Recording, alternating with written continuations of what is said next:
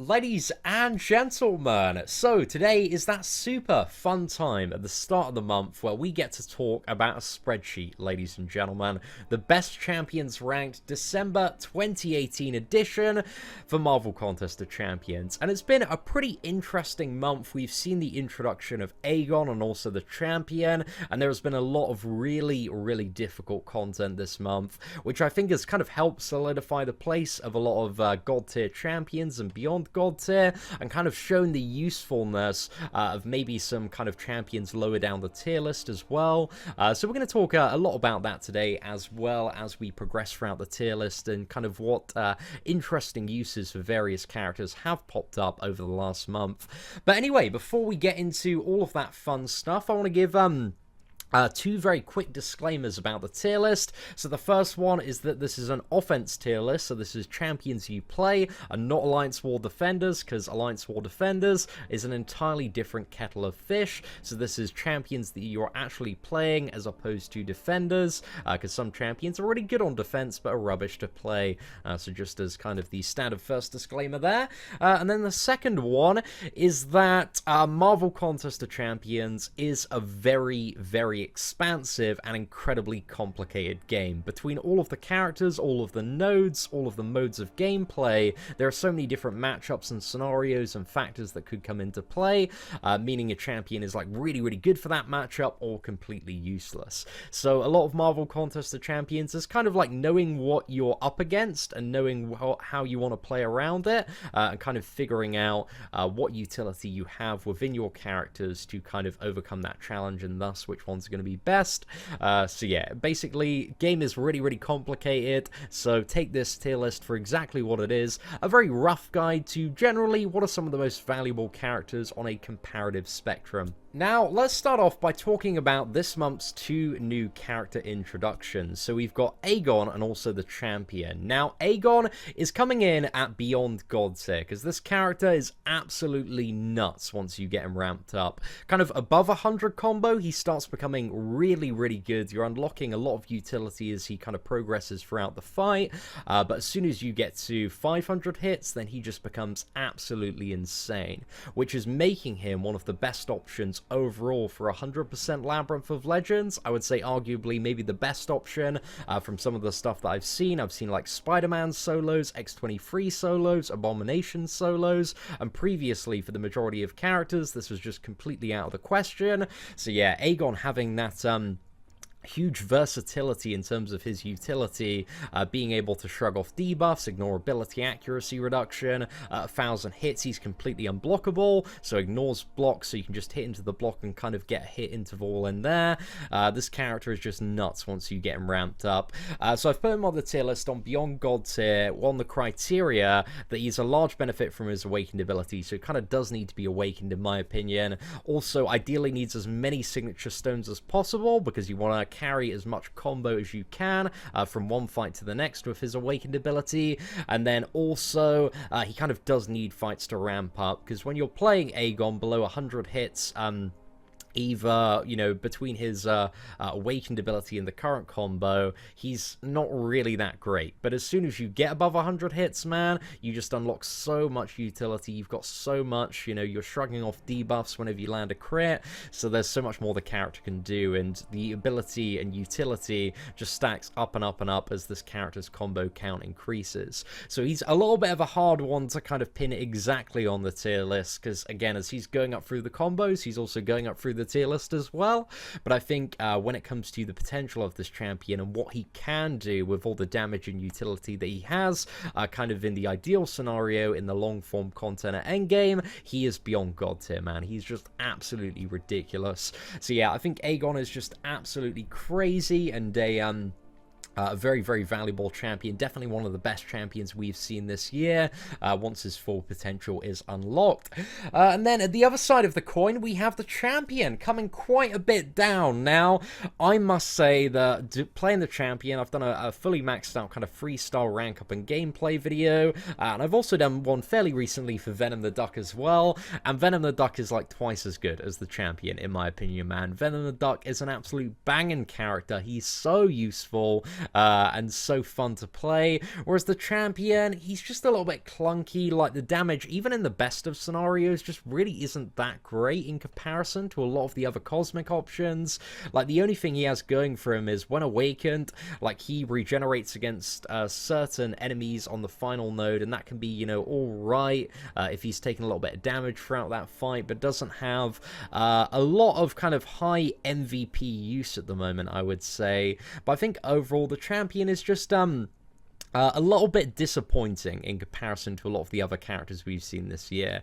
And also, he has a little bit of utility. So he's got a very, very short True Strike and a very, very short Armor Break, which can both be activated for like 6-7 seconds by intercepting, either with like a light or medium attack. But it's just so difficult to consistently pull that off for the majority of players. And again, when you pull off something that difficult, it's only for a very, very short amount of time as well. So yeah, I'm just not really impressed at all with the champion. I find him a quite underwhelming character, and from what I've seen, the majority of people that have got the champion are just a little bit like, you know, he's not absolutely useless, but there are just much better cosmic champions, especially when we've recently had the revamp to Venom, Carnage, and also the introduction of Venom the Duck, and all three of those characters are very, very, very powerful. The champion is just kind of, you know, very, very underwhelming in comparison to those three. So yeah, I've just been a little bit disappointed by the champion. I just didn't really think he was that great. I think he needs kind of the advantage against significantly more champions, or a way to get it. But yeah, just not really a fan of his playstyle either. So for now, he's in the low demigod tier. I think maybe under the right circumstance, if a few good matchups come up for this character, he kind of might get bumped up to high demigod tier. But yeah, I'm just not the biggest fan, and I think kind of his damage output is very similar to kind of Drax, OG Thor, Angela, Black Bolt, Awaken with the Medusa synergy, and Spider-Man symbiote. So I kind of feel like he fits around there for a lot of cosmic champions at the moment, but again, there might be an argument for moving up the champion in the future. Also, I have moved Medusa up to Beyond God tier in the last tier list either in God tier, but you know, there are a lot of good arguments as to why she should be moved up to Beyond God tier. She's the only champion at the moment that fully disables robot characters, the most powerful armor break in the game, mega damage output, poison immunity, like just crazy damage with the synergies in the right scenario as well. So I kind of do feel like she does belong in that Beyond God tier column, and also using her for Labyrinth of Legends, man, one of the cleanest and easiest runs you can have. And also, you know, the new Ultron variant coming in, man, with a lot of the big annoying bosses being robots in the final chapter. She's just very, very valuable for shutting those down as well. So Medusa having a lot of uses, being a really, really great champion as per usual, and she should have probably been on Beyond God tier in the previous list. And I've also moved both Magneto and Old Man Logan from borderline bench to occasionally useful, just because Magneto's kind of had two uses recently. Like, he fully counters Korg, because all of his attacks are energy damage, so you don't take any damage back there, so that could be quite nice. And also Emma Frost, he can't get, the controls reversed as well, so it can be quite useful for certain players in that. So, you know, occasionally useful. And then Old Man Logan, I don't know, he's got some slightly okay damage, and the regeneration, I believe, with the Sabretooth Mastery, does get beefed up quite a bit, and hopefully we can do a rank up and gameplay video and kind of showcase that soon. But I've been playing around with Old Man Logan a bit, and I think he needed to be just kind of bumped up one more tier, but still certainly not the best character out there. And then we also have Sentry, who I moved from low demigod tier to high demigod tier, and just kind of added in the additional criteria of the two new synergies, the Aegon and Champion synergy that he has in the game now. If you haven't already seen it, Idolist did a really, really good video kind of showcasing his maxed out Sentry in Realm of Legends. Just some crazy damage potential on this lad, and a little bit that he's going to be able to do. But again, he does need to be awakened, you do need to ramp up, and you do need to have the synergy, ideally with both the Champion and also Aegon. So there are a lot of prerequisites to making Sentry a fairly decent character there. So that's pretty much it, ladies and gentlemen. Aside from that, we've consolidated the meme tier into the borderline bench tier as well, just because, you know, they were getting kind of too many tiers, and the ones at the bottom, you know, they're all kind of like a little bit, you don't really want to pull them or use them too often.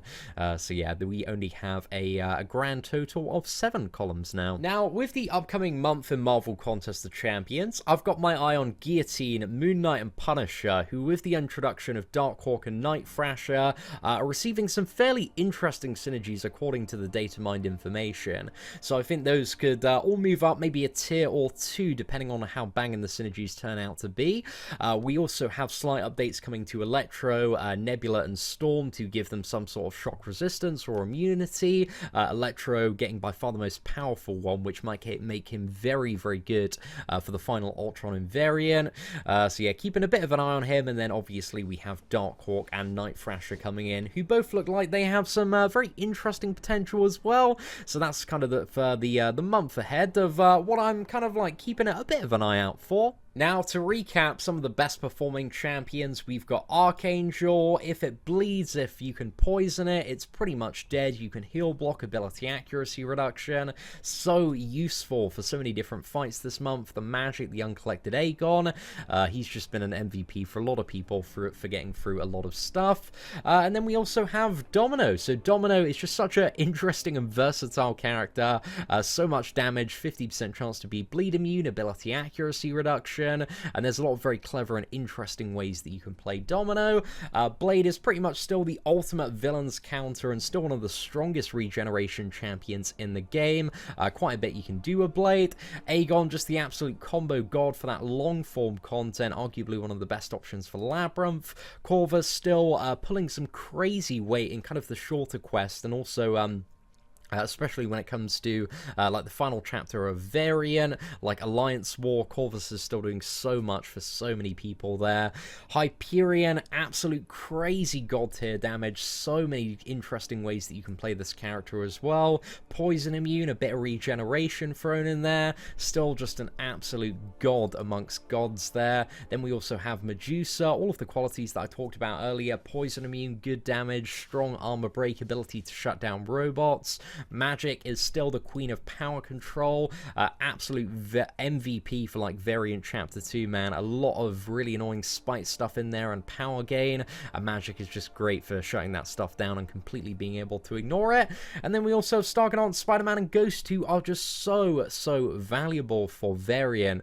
Both of these characters have some insane uses. Again, if you are looking to see some Ghost gameplay, man, because Ghost is still definitely one of the most tricky characters to play very, very well.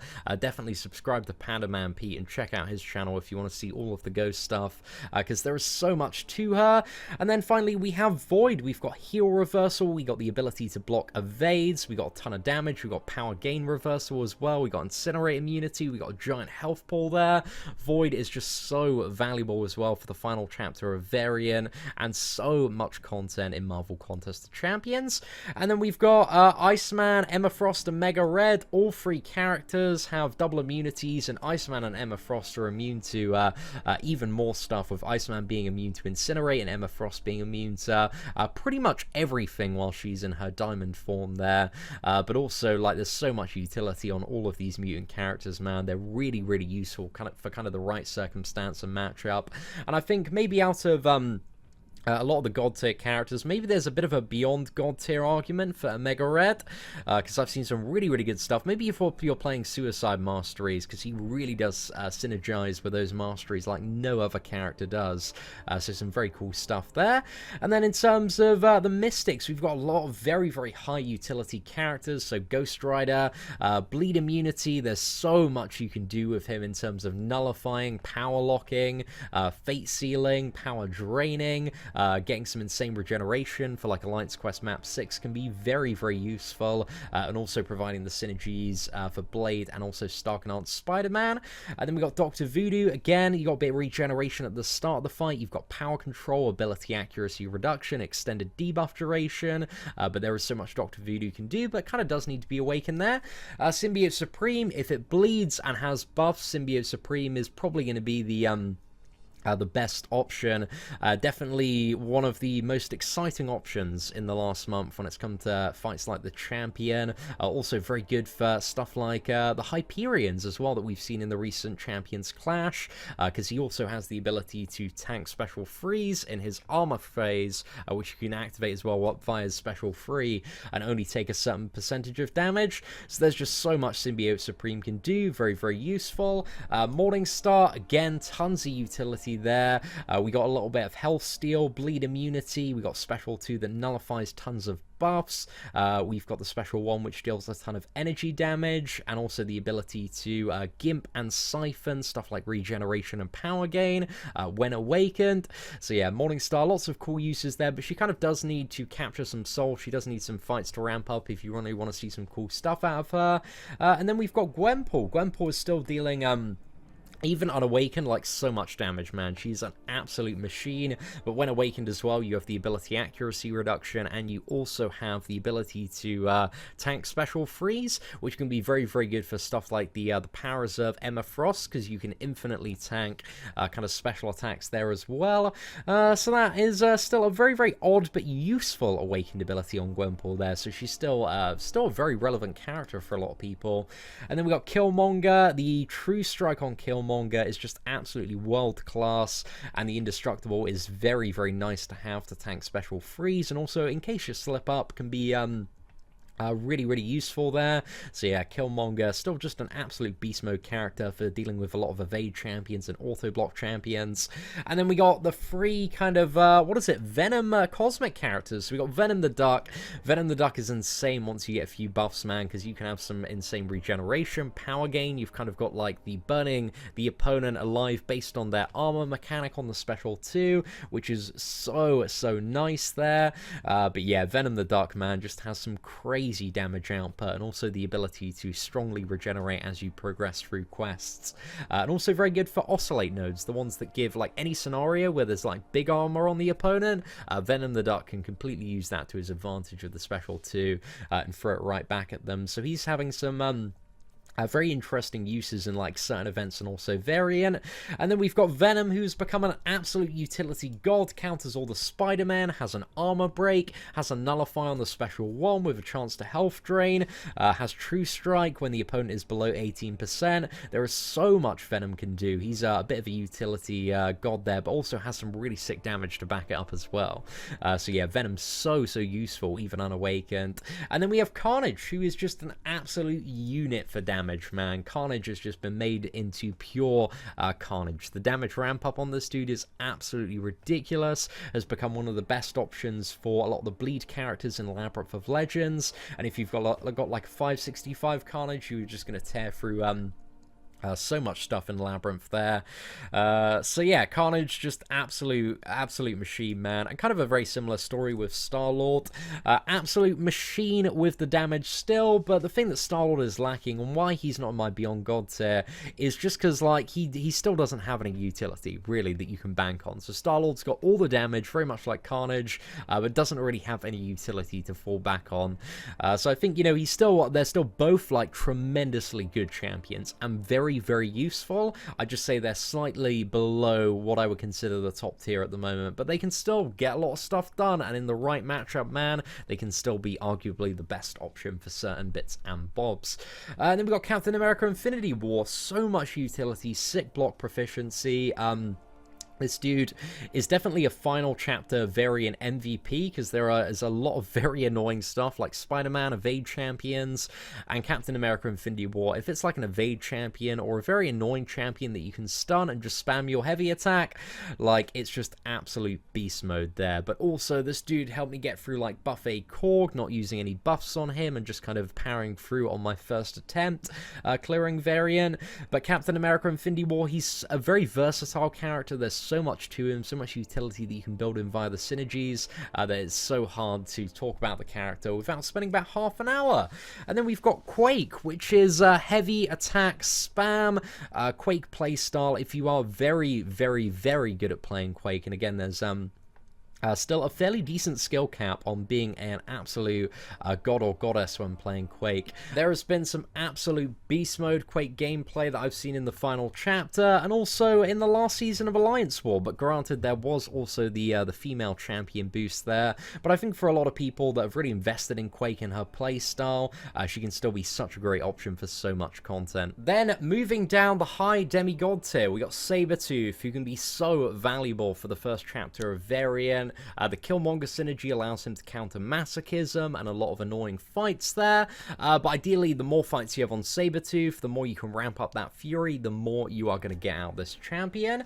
And then we have Wolverine, who is still an absolute regeneration powerhouse. We've got X-23, who is kind of the damage powerhouse with a little bit of regeneration there. Scarlet Witch, who is an absolute machine when it comes to nullifying buffs on her crits, but also at the same time, when awakened, a bit of a lottery champion, a roulette wheel, whatever you want to describe it as, because you can still get that big regeneration, power lock, power steal, big fury, big crit damage. So there's a lot of stuff that could potentially happen on Scarlet Witch, but a maxed out 4-star man is still going to take a lot of people very, very far. And then we got Mephisto. So the new champion synergy with Mephisto kind of really helps with his damage output a bit, and he's hitting decently hard. You have the ability to cancel any buffs for the first 15 seconds of any fight, but then also moving into the fight you can trade your souls for a 15-second nullify as well. And Mephisto, he can be quite useful in the right matchup, so I think you know, he does have the status of high demigod tier. We did a bit of a Mephisto rank up and gameplay video. I still think he's a bit behind what I would consider a god tier mystic champion, but he is not too far off with all the synergies, I would say. But again, you kind of do need the to build in the champion synergies, and ideally a couple of others to get the most out of him. Winter Soldier with a Killmonger synergy is an absolute godsend for Variant Chapter 1. Like, he is so powerful there. Like, my 6-star Winter Soldier, man, he did an insane amount of work in the first chapter of Variant, so I definitely wouldn't be sleeping on Winter Soldier and his damage out potential for this variant and probably future variant difficulties. So yeah, definitely want to keep an eye on there. And then we have Massacre with the Domino synergy. Can be very, very fun to play. A lot of damage there. Ability accuracy reduction, damage through block. And then we got Thor Ragnarok. We got some sick gameplay on the channel of a 5-star fully maxed out Thor Ragnarok from Poos Unpoos, who absolutely obliterates Red Hulk. But for Ragnarok, a lot of prerequisites to the character. You need to, you know, get him awakened, high signature level, and then you need like 4 synergies to kind of really get him to that crazy level. But yeah, I don't know, man. There are some better synergies coming increasingly more in, but if you want to go full for Ragnarok, man, you really do need to quite invest in that character, I would say. He's arguably maybe god tier with like all of the synergies now, because the champion one is very powerful and gives him like 80% more attack over 100 hits. So I don't know, man, a bit of an interesting one there, but again, there are so many prerequisites and stuff you have to build up with for Ragnarok. And then we have Proxima Midnight. So once you get that combo up and complete those missions, you can see some very, very nice damage, and also the ability to parry projectiles is very nice, and the synergy with Corvus. Hela has been an absolute MVP for a lot of people when it comes to the final chapter of Variant, doing their initial completion runs this month, but also when played to a very, very high level of skill, and you can throw off kind of a lot of very tactful heavy attacks and special attack combos. You can do some crazy stuff with Hela. The damage output is absolutely ridiculous, but there is like a very, very high skill cap on playing Hela. So yeah, there's that. And then we have Heimdall, who has the amazing team synergy, which grants cheat death to everybody else in his team, which is very, very valuable just to have on your team. Even a 3-star version of this character for Variant. He comes into the crystals tomorrow on the 4th of December. So yeah, I'm very excited for a massive free-to-play opening tomorrow, but also at its base, Heimdall's damage, man, it's not too bad, but one of the things that makes Heimdall so good is as soon as you throw a special attack, providing you don't get hit, you have a permanent true strike. So you completely ignore evade, auto block, all of that really annoying stuff, just permanently. You don't need to worry about refreshing it, keeping it up. It's just a permanent feature of the character. So that's really, really insane for certain matchups, and can get you around some of those fun and interactive evades there. Then we got Doc Ock, who is great for the second second chapter of Variant and also all the Hyperions that we're seeing pop up. Just that ability, based on the quantity of power gains, to power lock the opponent is so valuable, as many people are increasingly finding out. But yeah, Doc Ock is just great. Also for heavy attack spam on the final boss of Variant 2.3, we uploaded a Dr. Octopus solo on that one. So yeah, love me a little bit of Doc Ock. Then we got Vision. We have double immunities, power control, and also heal block on both of them. So still really great characters. Iron Man Infinity War, just an absolute Swiss Army knife of utility. He counters Korg. He's got a heal block. He has immunity to bleed and also cold snap. You can power drain a little bit. Like, there's so much different stuff that Iron Man Infinity War can do, and I'm sure I've missed out a few bits and bobs, but yeah, just an absolutely great champion on offense with a lot of versatility, and also when it comes to like this month's challenge man, really good for that Iceman, one of the few champions that does count in, but you also gain the class advantage as well, which is a really great time. And then we got Sentinel, who has some pretty mega damage, double immunities, and then we got the heal block on the special one, a very powerful heavy attack with shock as well, ability to regenerate on the special 3, quite a few interesting bits and bobs Sentinel can do, and also very high resistances once you build up those analysis charges, so if you do get hit, man, you're not going to get hit for much. And then we've got Wasp, who's a bit of a glass cannon man, but if played very well with intercepts, can be an absolute monster of a champion. So yeah, some really crazy damage off Wasp if you can play well with intercepts, but again, very low health pool, very low block proficiency, so that is a little bit annoying, but can also reduce ability accuracy reduction and reverse healing at high combo as well, which is always very nice. And then we've got Luke Cage, who is kind of the stun lock king, just spamming those special ones, but also very good for matchups where there's kind of big power gains like Hyperion, because you can gimp that power with exhaustion, but also reverse it as well, and also tank special freeze when he's awakened, because you've got the indestructible, so very nice there. Also a brand new Luke Cage synergy with the champion, which increases the chance that debuffs are applied, which can be really nice. And then we have Gladiator Hulk, absolute MVP for the final chapter of Variant, because there is a lot of Starburst, and there is just a lot of kind of fun and interactive champions. Like, if you're fighting Dormammu's, Magic's, Domino's, anybody with some like fun and interactive passive degeneration or damage, like Mephisto's as well, Gladiator Hulk is really great, and also very good for the Starburst nodes as well. So yeah, has quite a bit of use, and also the shock on the final Ultron in Variant. So a lot of people doing Variant at 100% are even ranking up like 4-star Gladiator Hulks, man. My 4-star one, he put in so much work, so I absolutely love this dude, and he's really had kind of a spotlight shone on him in this previous month, so that's great news for Glad Hulk. And then we got Red Hulk, who's just kind of hefty on the damage, poison immune character as well as Glad Hulk is. But you can ramp up that special 1 damage, which is all energy damage, and it's very nice. So Red Hulk, just a ton of damage there. Poison immune character, when awakened, has high resistance to incinerate, so can help get around characters like Mephisto, and also a bit of regeneration on the special 2 as well, but also very valuable to have for the Massacre and also Domino synergies. And then finally, as we were talking about earlier, Sentry, when you got this dude awaken, when you've ramped up those charges, and when you've the synergy with Aegon and also the champion, can hit very hard. Still arguably a little bit light on the utility side, but Sentry is alright, ladies and gentlemen. He's definitely putting in a lot more work damage wise than previously.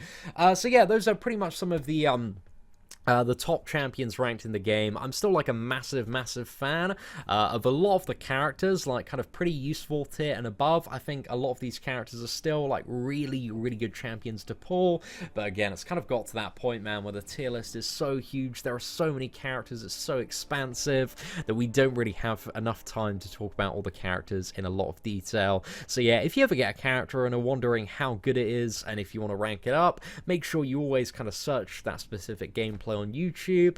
And again, certain characters, they can be useful for some stuff. Another character, I guess, to highlight for Variant specifically this last month, Gambit has been very useful for his special 1 stun lock on those very high, very high opponent power reserve power nodes.